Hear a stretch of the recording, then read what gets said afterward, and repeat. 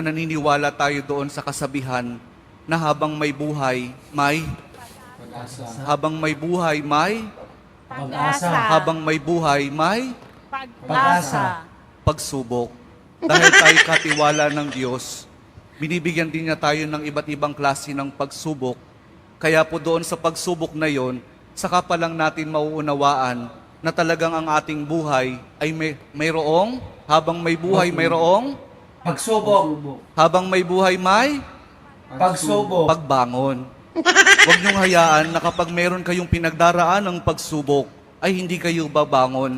Kailangan meron tayong pagsumikap na pagtsatsagaan natin yung ating mga pagsubok na pinagdaraanan. At kapag merong pagsubok at merong pagbangon, saka pa lang natin mauunawaan na talagang ang ating buhay, na habang may buhay, may Pagbangon. habang may buhay, may Pagbangon. pag-ibig. Ang pag-ibig na nagmumula kay Jesus lamang sa ating mahal na poong Jesus Nazareno.